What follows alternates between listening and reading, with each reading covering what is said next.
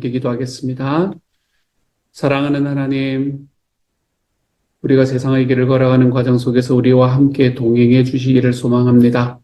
하나님, 모든 것을 법과 원칙으로 하나님 모든 것을 다 재단할 수 없는 시대에 하나님 특별히 우리들의 삶 속에서 삶의 유연함을 가질 수 있도록 주님 도와주시고, 내가 지금까지 살아왔던 방식이다 라고 이야기하면서 하나님 변화하지 않고 살아가는 것이 아니라 하나님 안에서 우리의 삶을 주님의 뜻에 따라 하나님 한 걸음 한 걸음씩 변화해 볼 수 있는 삶을 살아갈 수 있도록 도와주옵소서. 주님, 그래서 우리의 삶이 하루하루가 더 지나면 더 지날수록 더 많이 예수님을 닮아 있고 더 많이 예수님을 닮아 있으면 닮아 있을수록 천국을 더 경험할 수 있는 하나님의 사람이 되게 하여 주옵소서. 모든 말씀 예수님 이름으로 기도합니다. 아멘. 대망의 민수기 마지막 날입니다. 민수기 36장 1절부터 13절까지의 말씀입니다. 민수기 36장 1절부터 13절까지의 말씀, 우리 같은 목소리로 함께 읽도록 합니다. 같이 읽습니다. 시작.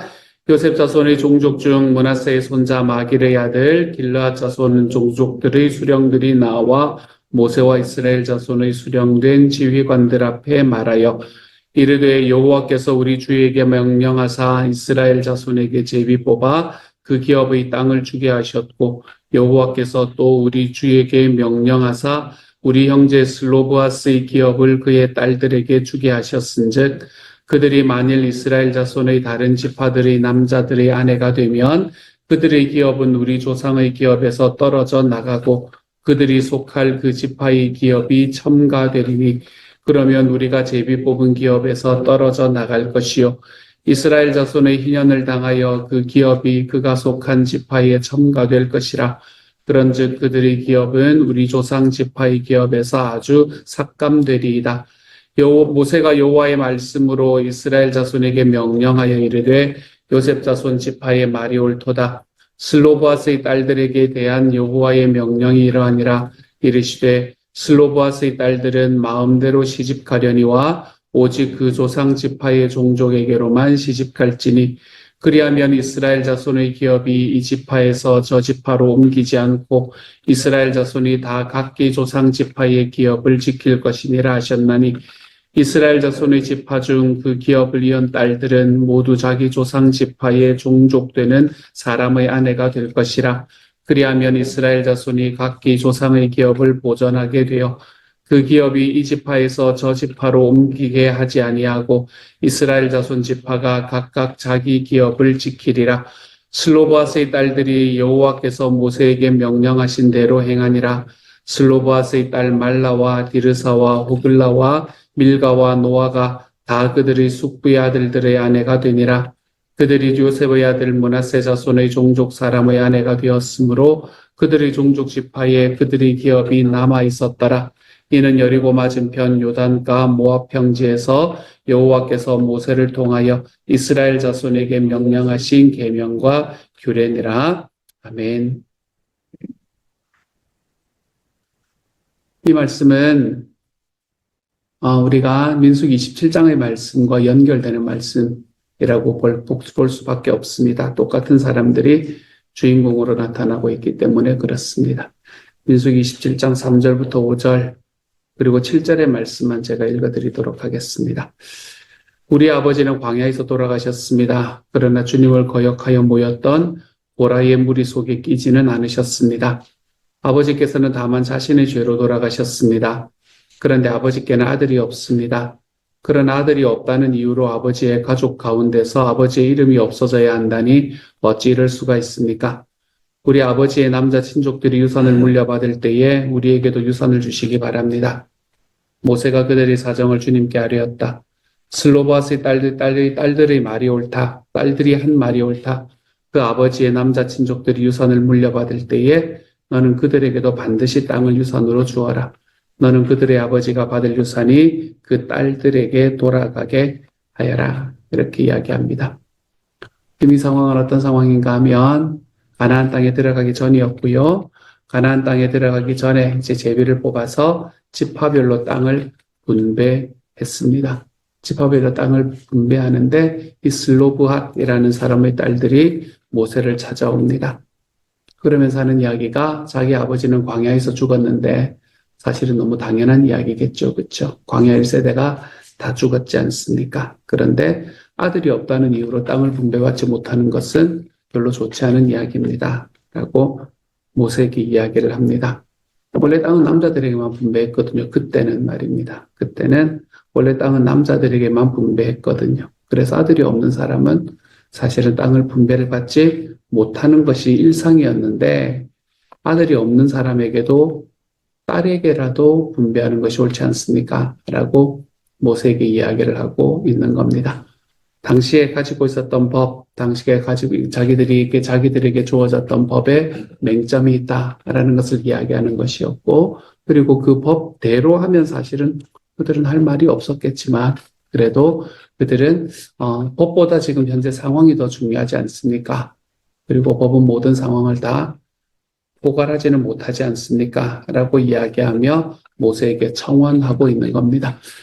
모세가 하나님에게 사연을 아뢰입니다. 그랬더니 하나님께서는 참 놀랍게도 그들의 사연이 옳다 이렇게 이야기합니다. 그들의 이야기가 옳다라고 인정을 해주십니다. 그리고는 하나님께서 주셨던 법을 고치십니다. 하나님께서 모세에게 주셔가지고 너희는 이렇게 해라 라고 이야기했던 그 법을 백성들에게 써 있는 자기 아버지도 없는 그때 아버지가 없다는 건 권리가 없다는 말이었으니까요. 아버지가 없어서 권리가 없는 5명의 딸들의 이야기를 듣고 하나님께서는 원칙을 바꾸어 버리십니다. 새로운 원칙을 세워 주시지요. 그러면서 하는 이야기가 뭐였나 하면 아버지가 없고 아들이 없는 사람들에게는 땅을 딸들에게 주어라.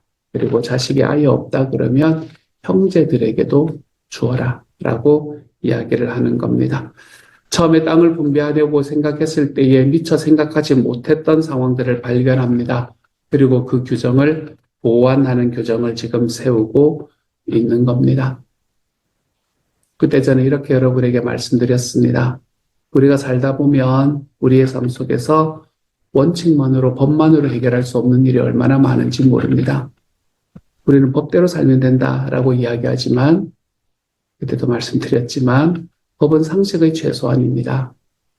법은 상식의 최소한이 되어야 됩니다. 모든 것들을 다 따져서 법으로 만들고 룰로 만드는 것은 사람을 옥죄어서 숨쉬지 못하게 만드는 것과 똑같은 일입니다. 그리고 대체로 세상에서 그 법으로 인해서 이익을 취하는 사람은 그 법을 지키는 사람이 아니라 주로 그 법을 만드는 사람들이 그 이익을 취하곤 하기도 합니다. 또는 그 법을 집행하는 사람들이 이익을 취하곤 하기도 합니다. 우리 인생은 참 복잡다단하거든요. 그러므로 법은 법이다, 규정은 규정이다, 그러니까 지켜야지 라고 되뇌이면서 현실을 무시하는 것은 별로 좋은 일이 아닙니다. 하나님께서도 자기의 마음을 바꾸셨는데 우리가 무슨 용가리 통뼈라고, 여러분, 우리의 삶에 내 마음에 있는 나의 법, 내가 가지고 있는 나의 원칙, 교회는 교회가 가지고 있는 교회의 원칙, 이런 것들이 절대화되어서 사회는 사회가 가지고 있는 사회의 원칙, 이런 것들을 절대화시켜서 현실을 무시해버리는 삶을 살아가는 것은 하나님 앞에서 어쩌면 교만한 삶이다 라고 이야기할 수도 있겠습니다. 특별히 이 아들이 없는 이 5명의 자매들은 이제 남편은 이제 생겼겠지만 아버지도 없고 아들도 없는 이 5명의 자매들은 사회의 약자들이었을 거 아니에요. 그렇죠? 이 약자들의 상황을 우리가 이렇게 들어와 있을 때에는 반드시 약자들의 편에 서서 처지를 이해하는 습관을 좀 길러야 됩니다. 하나님께서도 그렇게 하셨거든요. 약자들의 편에 서서 처지를 이해합니다. 그리고 공동체라면 최소한 약자들의 편에 서서 그들의 처지를 이해하고 보완책을 마련하는 것. 이것이 공동체가 해야 되는 굉장히 중요한 일이 되는 겁니다. 특별히 국가의 공동체라고 하면 더더욱 이런 일들이 필요합니다. 우리의 삶에서 원칙을 지키는 일은 너무나 중요합니다. 법과 원칙을 지키는 것 얼마나 중요한 일인지 모릅니다. 하지만 여러분, 우리가 세워두고 있는 원칙에 너무 얽매여서 현실을 무시하지는 말아야 되겠습니다. 현실에 따라서 너무 쉽게 어그러지는 거면, 굽어지는 거면 사실은 그게 원칙이라고 이야기할 수도 없겠지만, 이것도 우리가 주의해야 되겠지만, 우리가 현실을 완전히 무시하면서 원칙만, 법만 이야기하는 삶도 우리의 삶에서는 별로 좋은 일이 아니다라는 걸 기억해 보아야 되겠습니다. 상황을 잘 듣고 그 상황에 합당하다고 생각되는 경우에는 원칙을 보완하는 삶을 좀 일상화시켰으면 좋겠습니다. 특별히 약자들을 돌보고 공동체를 잘 세워가는 삶을 좀 살아가 보아야 되겠습니다. 저는 그때 여러분에게 이렇게 말씀을 드렸거든요. 그런 의미에서 민수기 36장 오늘의 말씀은 이 27장하고 굉장히 잘 연결되는 말씀이라고 할 수 있겠습니다. 차이가 있습니다. 차이는 27장에서는 슬로바스의 딸들이 모세에게 직접 나와서 자기들의 땅이 없는데 자기들에게도 땅을 줘야 하지 않겠느냐라고 이야기를 합니다. 자기 아버지에게는 아들이 없으니 자기의 딸들이 땅을 상속받을 수 있게 해달라라고 요구했었고, 모세는 그것에 대해서 그래, 그렇게 하는 것이 옳다라고 인정했죠. 그런데 이번에는 이 5딸이 직접 나온 게 아닙니다. 오늘의 말씀에 보면 누가 나왔나 하면 소위 길르앗 족속의 지도자들, 이 지도자들이 모세에게로 나오게 됩니다. 그리고는 모세에게 나와서 묻지요. 슬로바스의 딸들이 만약에 이제는 결혼을 해야 될 때가 되었나 보지요. 그렇죠? 만약에 다른 지파 사람과 결혼하게 되면 자기들의 지파에 주어진 땅이 다른 지파로 넘어가게 되는 게 아니냐. 왜냐하면 이 딸들이 지금 땅을 가지고 있는 거잖아요. 그렇죠? 딸들이 땅을 가지고 있는 거니까 만약에 다른 지파 사람과 결혼하게 되면 이 길앗 족속 자기들이 있는 땅들이 줄어드는 게 아니냐라고 이야기하면서 좀 불합리하다라고 말합니다. 생각해보면 굉장히 합리적인 이야기라고 생각할 수 있겠습니다. 방법은 달랐지만, 이유는 달랐지만 방법은 같습니다. 슬로바스의 딸들도 모세에게 나와서 하나님께 아뢰었고, 그리고 이 길라 족속의 지도자들도 모세에게 나와서 하나님께 아뢰는다라고 이야기하는 방법은 똑같습니다. 이번에도 하나님께서는 그들의 의견을 인정하십니다. 하나님께서는 정말 플렉서블한 분이시라는 것을 다시 한번 알게 됩니다. 하나님이 참 플렉서블한 분이시구나. 그래서 그들의 의견을 인정하고 답을 주십니다. 슬로바스의 딸들은 자기 지파의 사람들과 결혼해라 라는 그 답을 내어주시죠. 너희가 너희들 안에 있는 땅들을 이 사람들이, 이 딸들이 다른 지파의 이 남자와 결혼을 해서 땅이 뺏길 것을 두려워하는데 생각해보니 그거 맞다. 그럴 수 있겠다. 그러니 슬로바스의 딸들은 그 지파에 있는 사람들이랑만 결혼을 해라. 이제 이렇게 이야기를 한 겁니다. 왜냐하면 그래야 그 지파에 주어진 땅이 어디 다른 데로 안 가기 때문에 그러는 거예요. 땅을 마음대로 사고 파는 지금하고는 달리 그때 당시에는 땅이라는 것은 하나님이 소유한 것이다 라는 것을 분명했거든요. 그리고 각 지파에게 주어진 귀중한 기업이었다는 말입니다. 그래서 결혼에 대한 개인의 자유, 이것보다도 지파의 땅을 보존하는 것, 이것이 그때 당시에는 더 중요했었습니다. 그래서 하나님께서도 그래, 너희들의 땅을 보존하기 위해서 이 슬로바스의 딸들은 반드시 그 지파의 남자들과만 결혼하라 라고 이야기했고, 말씀은 숙부의 아들들과 결혼했다 라고 이야기하는데, 이것은 우리나라도 옛날에 다 우리 동네에 계시는 분들 다 그냥 아저씨라고 불렀잖아요. 그렇죠? 그가 아저씨라는 것은 혈연 관계하고 연결되어 있습니다. 오촌 아재가 다 아저씨거든요. 그렇기 때문에 다 아재들이라고 이야기를 하는 겁니다. 그렇게 여러분 받아들이시면 큰 문제가 없을 겁니다. 그러니까 각 지파의 그 주변에 있던 사람들과 결혼을 했다라고 이야기를 하고 있는 겁니다. 그래서 결혼에 대한 개인의 자유보다는 지파의 땅을 보존하게 되는 길로 하나님께서는 새로운 룰을 열어주셨다라는 것을 우리에게 보여주고 있지요. 이들에게 기업이 중요했던 것처럼 우리에게도 중요한 기업이 있는가? 우리가 가지고 있는 우리의 땅과 내가 갖고 있는 내 집과 내가 가지고 있는 나의 가족들이 우리의 기업이기도 하지만 하나님께서는 우리에게 은혜로 그것보다 더 놀라운 기업을 허락해 주셨습니다.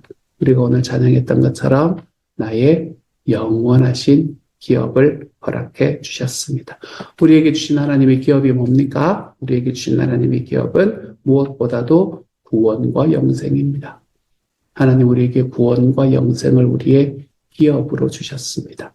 하나님이 구원과 영생으로 주신 그 기업으로 우리는 어디에 우리의 삶이 들어갈 수 있게 되었나 하면 천국의 약속을 받게 되었습니다.